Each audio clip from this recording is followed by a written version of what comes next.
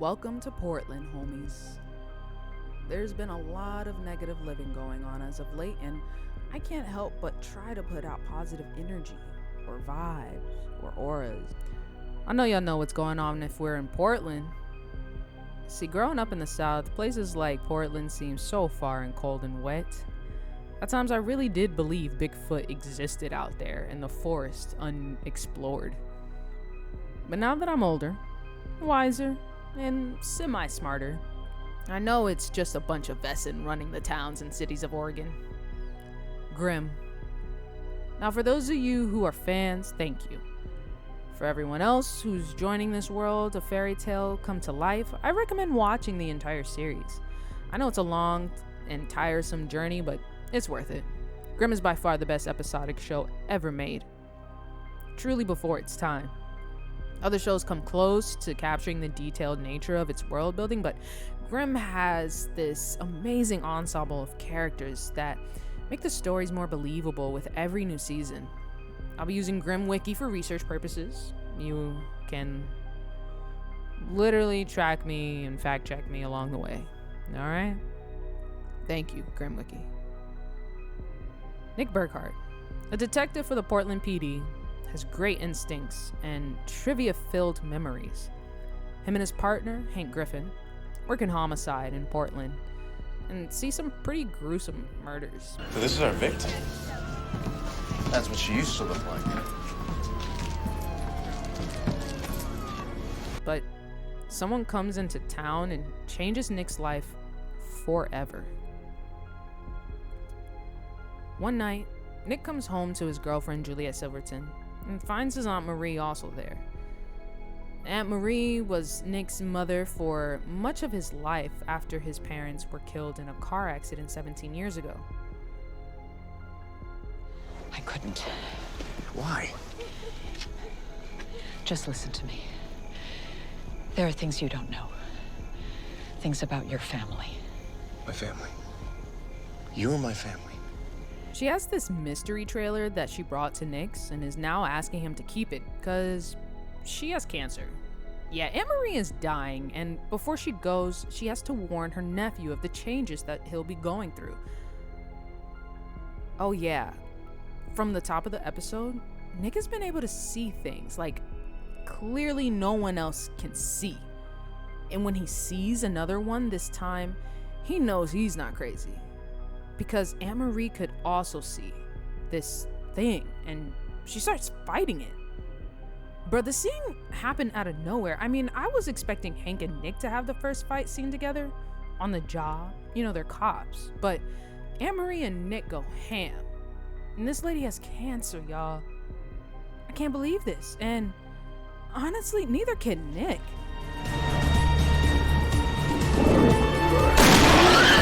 After, she hands him this weird metal thing from around her neck and tells him to protect it. Oh, and that his parents were killed rather than died in a car crash.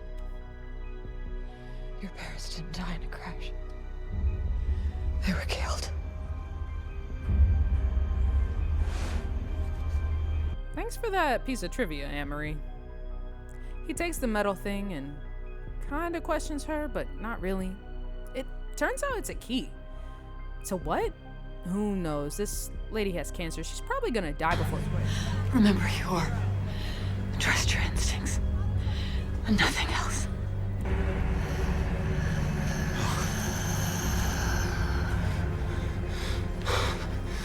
Marie. Yep, see? Dead. So, now Nick is learning about himself and his family through Aunt Marie's trailer. He takes it to a storage yard where no one can find it. That's definitely gonna backfire. Being told you're a person who can see things that no one else can see can take a while to truly understand and accept. But Nick takes that shit in strides and becomes acquaintances and eventually real friends with a guy named Monroe. Never thought I'd see one up close. A Grimm. What do you know? Turns out, this guy is Wesen, which is what the people creature things call themselves. He's a blue bod, to be specific. They are just humans, right? that sometimes turn into beasts. But they are also a part of communities and churches and shops and markets in every city, every town, all over the world. Wesen have their own political struggles and racism and sexism and speciesism. The fact that their wars have to be interpreted by the human world is kind of wild to me. But also interesting, like the lizard people theory, right? Man, I love conspiracy theories. So yeah, Nick has to learn how to balance having a Grimm's life and having a cop's life. In the beginning, cop life took up the most space, from working cases with mainly Hank to telling Juliet about his day at work. Nick didn't really trust Monroe to start until he needed him to protect his Aunt Marie. A Grimm? Are you out of your mind? I can't do this. Look, I just need your help until I can figure something else out. I'm not a cop. And Monroe didn't really trust Nick much either. I mean, Nick had to show up for him a few times before, their friendship was truly solid. But eventually, they grew to depend on one another. They even got their own training montage at the beginning of an episode. Slowly squeeze. I know how to shoot. The most harmful part of their relationship came to a head with the Hank and the Adeline problem. We'll get back to Adeline, don't worry. But since that night, Hank has been questioning the world around him. I mean, Detective Griffin is a reasonable man. Been on the force for well over 10 years. He's seasoned and reliable. And his partner, who has proven himself dependable as a partner, has been lying to him about the life-changing things he himself has seen. What the hell? That's Dr. Brinkerhoff. No. Did you see it? See what? Like seeing a Wesen or two fully Volga, that in itself is a hard pill to swallow. Nikki. You should really be a better friend. And better boyfriend. What's going on here?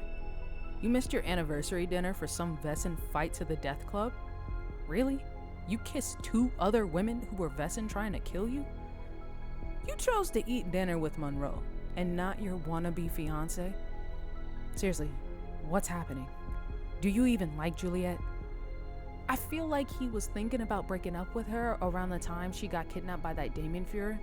Something in him did not want to have her life in his hands. So the fact that Juliet ends up in a coma by the... Oh man, I said too much. Alright, let's just take this back a bit. Let's see. Right about... there. I like to look at Nick's enemies based on their proximity. There are the Wesen he investigates that do bad things to everyday people. Grimm. Then there are the Wesens he's supposed to traditionally side with and protect as a Grimm. But Nick doesn't follow the same rules as the many Grimms that grew up knowing who they were. Adeline, you okay? Next are the Reapers and Varad. Yeah, so there's a lot of explanation that needs to go along with these two groups, but I'll just boil it down to this. They're European Wesen who want Nick dead. And that little metal thing, remember that Aunt Marie gave him? More on that later. Nick handles them the only way a Grimm can. He kills them. I was really hoping you guys pick up on that. He kills them. Chops the heads off and everything. It's great. Lastly, we have our main antagonists, Captain Sean Renard and Adeline Shade. There's something obvious and in your face about Adeline's portrayal of a villain in this first season. Like she's trying to prove something. Not like that. I'm working. Of course you are. The captain? Yes. Then you better make sure that everything goes the way he wants. I am, Mom. You still love him, don't you? What difference does that make? She's a mid-20-year-old Hexen Beast lawyer who is meant to make Nick's life a living hell. And she does a good fucking job. From attempting to kill his Aunt Marie in the hospital. You. To dating Hank and putting him under her death spell.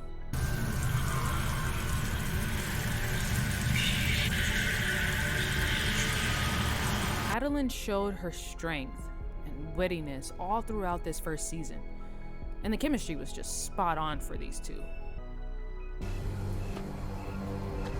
Adeline, I think it's time we settle our differences. Violently. I do love seeing two people roll around in the dirt. I mean, that kiss. Wait a second. What is up with Nick rolling around in the dirt with women? Is that something like he's into? That's weird, bro. And what brought on this kiss? Did he know she would bite him if he kissed her? That's some kinky shit, y'all. The blood of a Grimm, of course, takes away the one thing that's important to Adeline. Her powers. I don't have any powers. You've taken everything. I'm just like everybody else. Just know, a hexen beast without her power is still a beast. Beast mode. Renard is the police captain at Nick's precinct, and his knowledge of Nick's grimness leads him to play both sides. As a Grimm protector. So the choices are, give us the key, or we will take the Grimm and find it ourselves. We're tired of waiting. And user when needed to do his bidding. I think there was a third man. I think he drove a separate car. I think he could have shot both men. Honestly, in this first season at least, Nick and the captain play out that whole traditional Grimm working for the royal family perfectly. It's interesting, and I wonder if it was intentional. And shade. Now's the time to share it. I don't know anything more about it than you do. But the main enemy and the reason Renard is keeping his Grimm under wraps is because there's a war going on in what the Wesen like to call the old world. And it's coming to Portland. Hey, man! I just wanted to say thanks for saving my life back there. Adeline and the captain's storyline feed into the main story perfectly, since Renard is a royal. And royals are like these non-Wesen who rule over the Wesen world. It's some weird shit. Was coming to my city. Like the US and Guam. But Nick has no idea about Captain Renard's true identity for the entire first season, which makes it impossible for him to put together that the Virat are looking for him, for the key. You remember the key, don't you? Yeah. So, I don't want to get too deep into it, but here's what I know. The key isn't just a key, it's a map. To what? You gotta wait to find out, but for some reason, it was important enough that Renard felt he had to kill his family over it.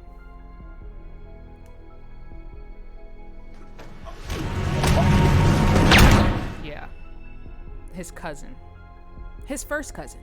He shot his first cousin, y'all. From Nick's perspective, the Virat wants this guy, who was the leader of a sect of the resistance organization. Is on the brink of war. Agents of the Virat, working for the Seven Houses, have infiltrated the highest levels of all governments, the seven royal families. This is not a new struggle. It's been going on for centuries. The resistance is there to overthrow these powerful non-Wesen royals. So Nick chose to protect this leader in the resistance instead of doing what his ancestors in the past would do by teaming up with the Virat, or what he would do as a cop by turning him in. The second story has its complications as well. See, there are these coins, which, when it's in your possession, makes you feel invincible. Hey, come on! He's got a gun! Hey, easy, he's down! Stay down! Hank and the captain had them for a time, and it was not good. Sir, I want you to call a press conference for 2 o'clock today. Today, sir? Here at the precinct, all officers and personnel are required to attend. Yes, sir. Can I say what it's about? The present state of law enforcement in our city. Clearly, the value of these coins have garnered the attention of all kinds of folks. The defeat of the Nazis, the coins disappeared again. Nobody but a small handful of people knew where the coins were. Those people were your ancestors. Grimms are stronger than most, not so easily affected. So when a crew of thieves are introduced to the show, we learn that they have been chasing these coins for almost 2 decades. And they've been successful at it until 18 years ago, when the Grimm who was protecting the coins was found and murdered. Who was the Grimm who was killed? She was a sister of the woman I was in love with. When her sister died, she left me in order to raise her sister's son. Yeah, he was talking about Nick. His parents were killed in Rhinebeck, New York. Remember what Aunt Marie was saying? Yeah. So 3 of the thieves who were looking for the coins were caught. The 4th was Akira Kimura, the man who is now going around Portland in search of the coins, tracing it back to the last people to have him. He terrorized the captain and ruins Hank's place in search of these coins. In the midst of all this, Adeline is up to no good. Ow! I'm so sorry. Are you okay? Per usual. But this time, it has dire consequences, and Juliet is the monkey in the middle. She ends up in a coma. Told you we'd get back to that.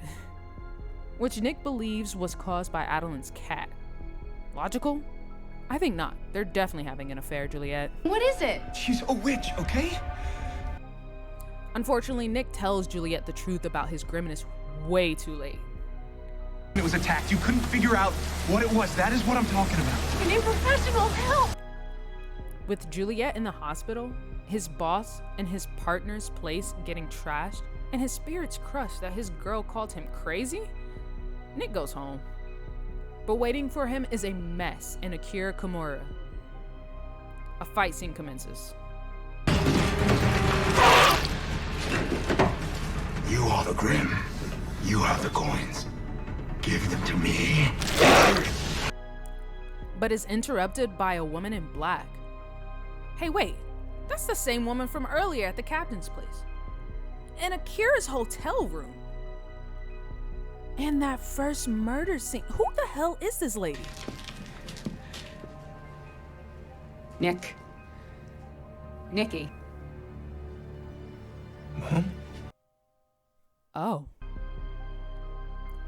Getting back into this world of Grimm has definitely been amazing. I love everything about this show, like the political overtures in which just are laid up in this entire series is amazing to me. I think the creators knew exactly what they were doing, and they knew exactly how many people were going to love this and enjoy it and relate to it.